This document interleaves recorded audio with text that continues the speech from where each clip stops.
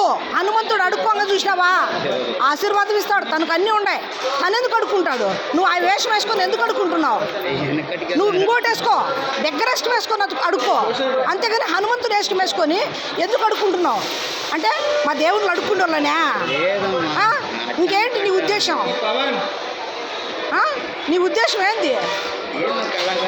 నువ్వు కళాకారుడు అయితే స్టేజీ మీద అడుగు, స్టేజీ మీద డ్యాన్స్ వేయలేకపోతే అరుసు, పాటలు పాడు, పద్యాలు పాడు. అంతేగాని నువ్వు ఇట్లా 10 మందిలో హిందూ ధర్మాన్ని ఇట్లా నువ్వు దగ్గరలా చూపించినావంటే నేను ఒప్పుకో. మేము ఏమైందని చేస్తావయ్యా నువ్వు ఇట్లా? ఎందుకు చేస్తావు నువ్వు అట్లా? ఇప్పటికిప్పుడు నువ్వు బయటికి వెళ్ళి తీసేస్తాండవా? ఇక్కడ నువ్వు తీసేస్తున్నావా లేదా? నిన్ను పోనీ ఇచ్చేదిలే, పోలీస్ స్టేషన్ తీసుకెళ్తాను నేను. నిజం, తీసేయి తీసేయి తీసేయి. ఎక్కడ వద్దు, ఇక్కడ తీసేయి. వద్దయ్యా, నువ్వు తీసేయవయ్యా, నువ్వు తీసేయి. హనుమంతుని వేషం వేసుకొని ఎట్లా అడుక్కుంటావయ్యా నువ్వు?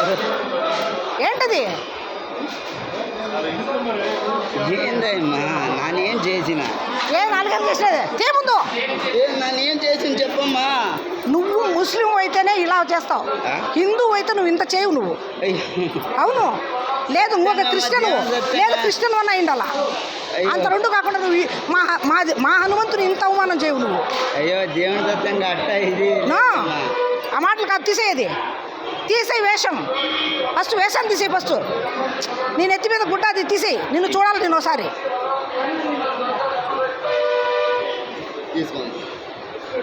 తీసేయి, మాలలు తీసేయి, మాలలు తీసేయి. చెప్పు నాకు, ఇంకెప్పుడు ఈ వేషం వేయనని చెప్పు. చెప్పు. వృత్తి ఏంటి? వృత్తి నీకు రాసిచ్చినామా? నీకు రాసిచ్చినామా? మేమేమన్నా మా హిందూ ధర్మంలో దేవతల వేషం వేసుకొని అడుగుదనమని చెప్పేసి మేము చెప్పినామా? ఇట్లాంటి పని ఇంకోసారి చేస్తే ఆ వేషంలో కొట్టలేకపోయినా ఇప్పుడు కొడతా నిన్ను, చూసుకో. ఇంకొకసారి నువ్వు ఈ పని చేసినావంటే ఇప్పుడే కానీ తిరుగుతూ ఉంటాను నేను ఇక్కడంతా. స్టాప్ క్రైమ్ ఆల్ ఇండియా డైరెక్టర్గా పనిచేస్తున్నా. చర్మం తీసేస్తా ఇంకోసారి. కానీ ఇలా రూపము ఏదైనా వృత్తి, ఇలా ఆంజనేయ స్వామి కానీ, రాముడు కానీ, సీత కానీ నువ్వే వేషం ఎక్కడ కనపడినా మా హిందూ దేవుని వేషంలో నువ్వు కనపడి అడుక్కున్నావంటే తాట తీసేస్తా.